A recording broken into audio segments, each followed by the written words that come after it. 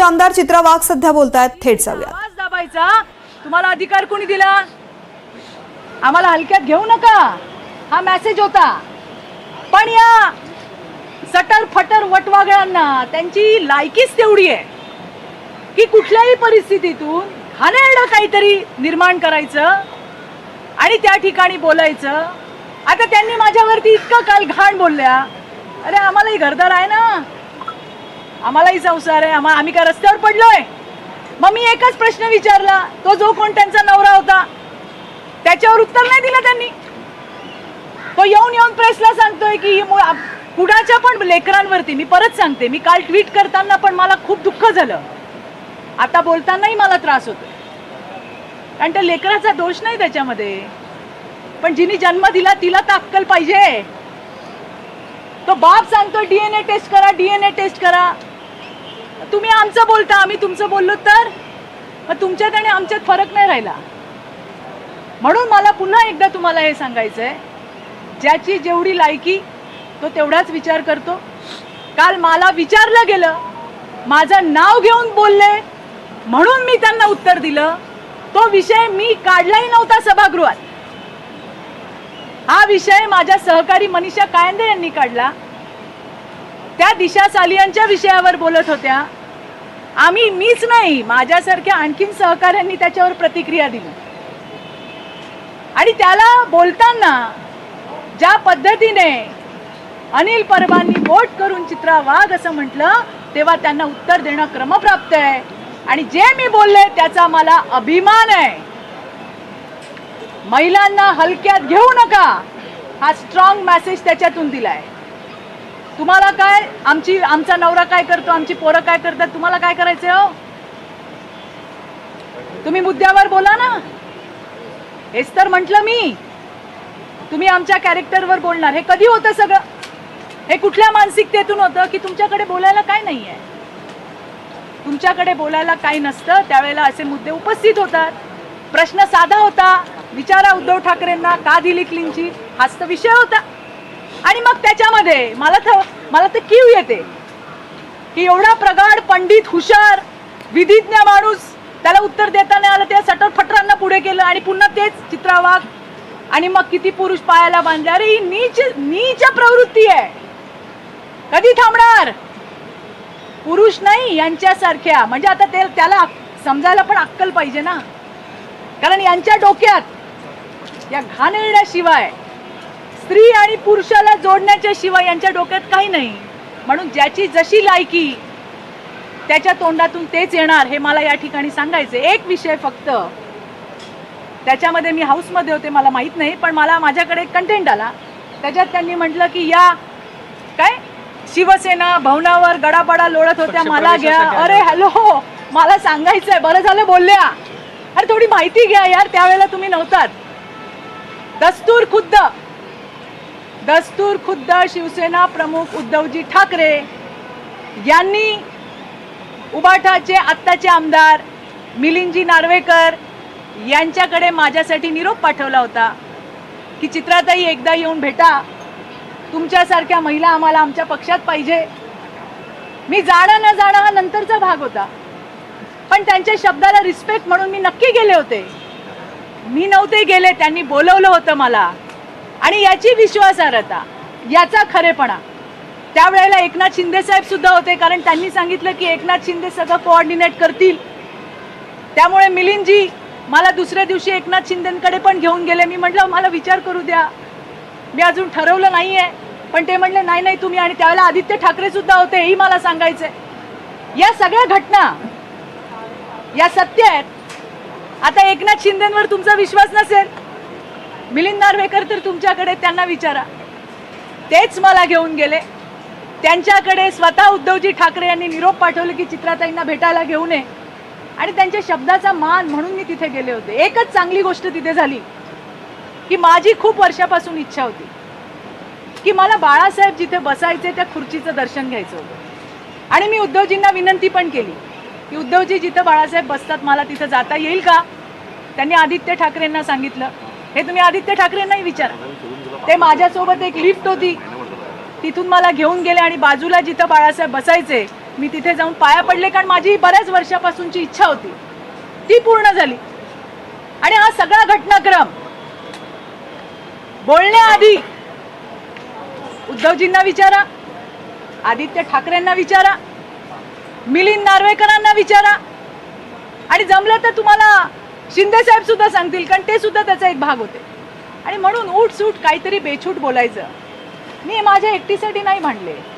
हा विषय फक्त सभागृहातला किंवा राजकारणातल्या क्षेत्रातला नाही आहे. आज प्रत्येक ठिकाणी महिला लढते स्वतःच्या अस्तित्वासाठी, आणि प्रत्येक ठिकाणी या अनिल परबांसारखी नीच प्रवृत्ती तिला त्या ठिकाणी ठोकत असते, तिला बोलत असते. अरे आपण उत्तर कधी द्यायचं? आणि मी उत्तर दिलं तर माझ्यावर तुटून पडले. मला फरक नाही पडत आहे, मला कोण काय बोलतंय याचा फरक पडत नाही.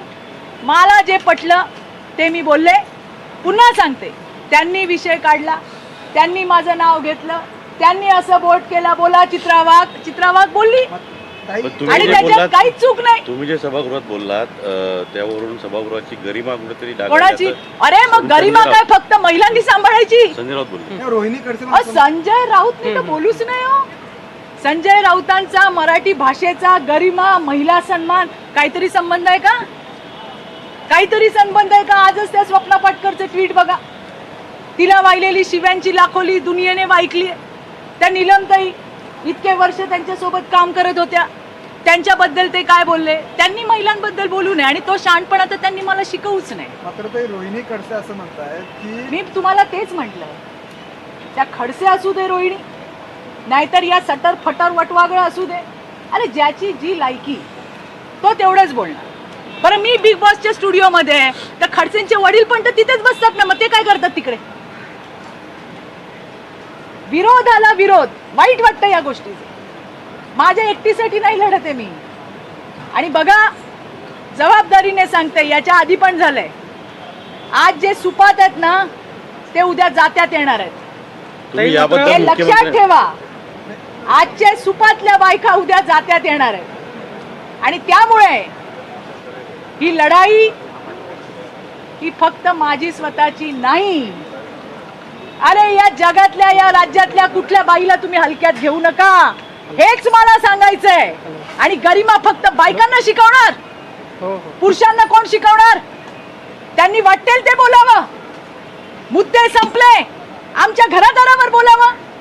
आणि ते वशिलाने आले असतील, मी नाही आले. माझा 26 वर्षाचा संघर्ष आहे.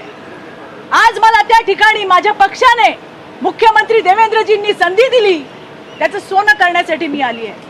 आज सुद्धा विविध विषय जे 26 वर्ष मी रस्त्यावरती लढले, ते प्रश्न मला मांडायची संधी सभागृहात मिळते, मी याच्यासाठी नाही आले. पण जर बघा, एक उसूल है आयुष्याचा, हम किसी को छेड़ते नहीं है, लेकिन हमें अगर किसी ने छेड़ा तो उसको छोड़ते भी नहीं है. मुद्दे संपले, आमच्या घरादारावर येणार आणि वरून शहाणपणा करून गरिमा आम्हाला शिकवणार. तुम्हाला गरिमा नाही, तुम्हाला काही विधी निषेध लागू होत नाही, सगळं बायकांनी सांभाळायचं. आणि तुम्ही बायकांवरती बेछूट असे आरोप करायचे, आणि त्याच्यावरती तुम्हाला असं वाटतं आम्ही गप्प बसून ऐकून घ्यावा. हे असेल ना तर तुमच्या सटर फटरांना सांगा, आम्हाला सांगू नका. त्यामुळे कोण मला काय बोलतंय याने मला काही फरक पडत नाही. मी लढले, मी लढणार. आज ठेचलंय, परत नादी लागाल तर परत ठेचून काढेल, हे पण सांगते. मात्र तुमच्यावरती आरोप करताना वेगवेगळ्या पाठीमागच्या प्रकरणांचा दाखला जो आहे तो दिला जातो. मग ते रघुनाथ कुचित प्रकरण असेल, महबूब शेख असेल, किंवा मग संजय राठोड, ते मी असं काय सांगते तुम्हाला, ज्या ज्या वेळेला जे जे झालं ते मी सांगितलंय. त्या पोरींनी नंतर येऊन सांगितलं की कशा पद्धतीने आम्हाला सांगितलं चित्रा वाघचं नाव घे. आता कुणाकुणाला कुठे कुठे प्रूव्ह करू, कुठे कुठे प्रूव्ह करू? चित्रा वाघचं नाव घे, तुला पैसे देतो, आमच्या केसेस मागे घे, आम्ही सगळं तुझं करून देतो. आता हे त्या पोरी मला सांगतात, मी पुन्हा त्यांना सांगून त्या पोरींना अडचणीत आणू का? काय मला बोलतायत तुम्ही बोलाओ, मी तुम्हाला उत्तर द्यायला बांधील नाहीये. मी जे केलंय ते त्या पोरींना माहिती आहे. आणि तुमच्या बोलण्याने, मला वाटेल त्या थरावर जाऊन बोलण्याने सुद्धा माझ्यात फरक पडणार नाही, कारण मी तुम्हाला मोजतच नाही. जो काम करतो, जो सहन करतो, तोच बोलायची ताकद ठेवतो, हे मला तुम्हाला या ठिकाणी सांगायचंय. त्यामुळे कालच्या माझ्या बोलण्यावरती कोण काय बोललं हे माझ्यासाठी महत्त्वाचं नाही आहे. पुन्हा सांगते, ज्यांच्या डोक्यात फक्त घाणेरडी विकृती आहे तेच प्रत्येक वेळेला बाईचे आणि पुरुषाचे संबंध जोडायचं काम करतात. अरे यांच्यासारख्या नीच प्रवृत्ती, यांच्यासारख्या नीच विकृती आज 26 वर्ष झालेत मला या क्षेत्रामध्ये तंगड्याला बांधून फिरते.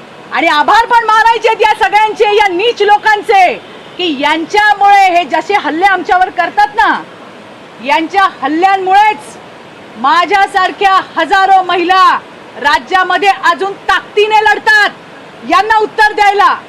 म्हणूनच मी म्हटलं, आज ठेचलंय, परत नादी लागाल ना, परत ठेचून काढीन. थँक्यू. थँक्यू ताई. तर भाजप आमदार चित्रा वाघ बोलत होत्या, परत नादी लागाल तर परत ठेचेल, असं चित्रा वाघ यांनी थेट इशारा दिलेला आहे. हम किसी को छेडते नहीं, किसी ने छेडा तो छोडते नहीं, असं सुद्धा चित्रा वाघ यांनी म्हटलंय.